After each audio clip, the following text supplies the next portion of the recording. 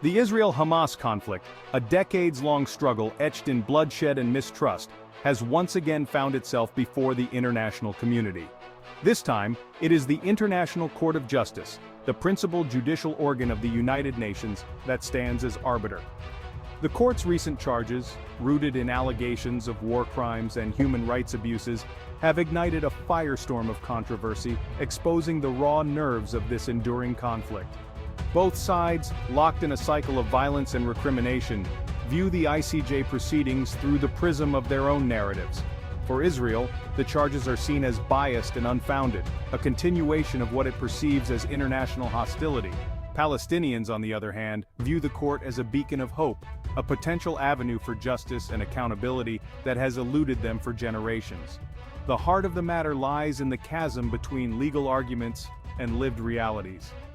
While the ICJ grapples with complex legal questions, the human cost of the conflict continues to mount.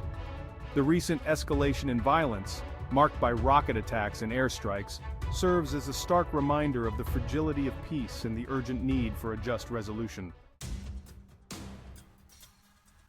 Israel has reacted with fury to the ICJ charges, denouncing them as morally repugnant and a distortion of history. Prime Minister Naftali Bennett, echoing the sentiments of his predecessors, has accused the court of being a politicized body with an inherent bias against Israel.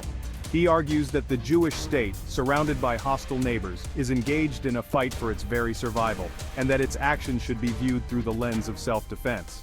The Israeli government maintains that its military operates within the bounds of international law, taking extraordinary measures to minimize civilian casualties.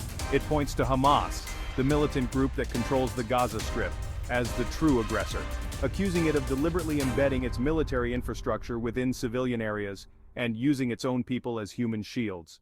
Furthermore, Israel questions the ICJ's jurisdiction in this matter, arguing that the court's mandate is limited to disputes between states and that it is not equipped to adjudicate on the complexities of the Israeli-Palestinian conflict. It maintains that the only path to a lasting peace lies in direct negotiations between the two parties, without preconditions or external interference.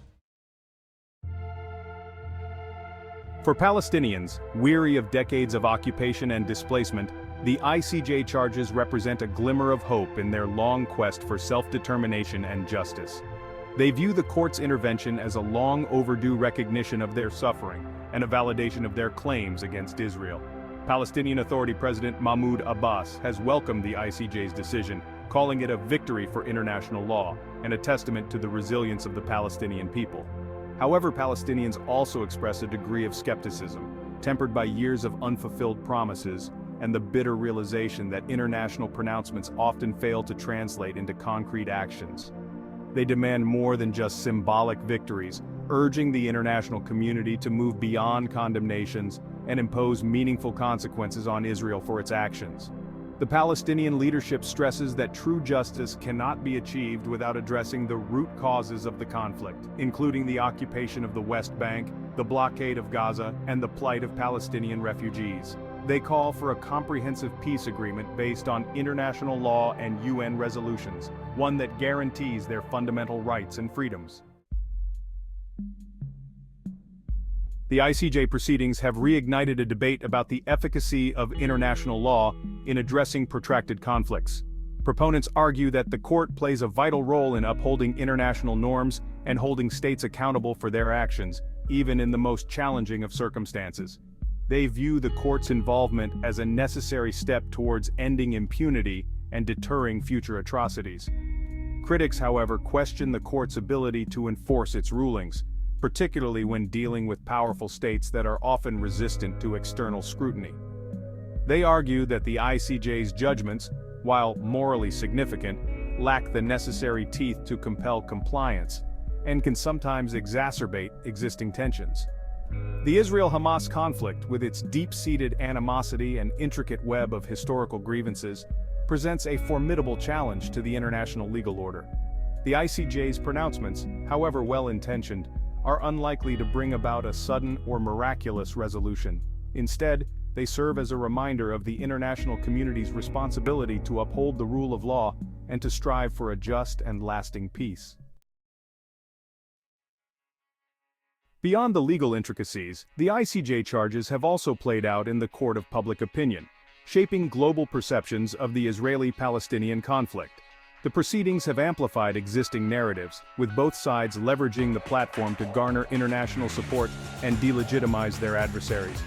Pro-Palestinian activists have seized upon the ICJ charges as further evidence of Israel's alleged human rights violations, using social media and other platforms to disseminate their message and mobilize international pressure. They point to the court's pronouncements as a vindication of their long-held grievances and a call to action for the international community. Conversely, pro-Israel groups have denounced the ICJ's actions as biased and counterproductive, arguing that they undermine Israel's right to self-defense and embolden terrorist organizations like Hamas. They accuse the court of applying double standards and ignoring the complex realities of the conflict, particularly the threat posed by Palestinian militancy. The battle for hearts and minds, waged alongside the legal proceedings, highlights the importance of public diplomacy and the power of narratives in shaping international perceptions of the conflict. The ICJ charges, while significant, represent just one chapter in the long and tumultuous saga of the Israeli-Palestinian conflict. The path ahead remains fraught with challenges, with deep-seated mistrust and competing narratives continuing to cast a long shadow over any prospects for a lasting peace. The international community faces the daunting task of translating legal pronouncements into tangible actions that can break the cycle of violence and pave the way for a just and sustainable solution. This requires a multi-pronged approach that addresses both the immediate security concerns and the underlying political and economic grievances fueling the conflict. Ultimately, the pursuit of justice and peace in the Holy Land demands a renewed commitment to dialogue, empathy, and compromise from all sides. It requires a recognition that true security and lasting peace can only be achieved through mutual understanding, respect for international law, and a shared vision for a future where both Israelis and Palestinians can live side by side in dignity and security.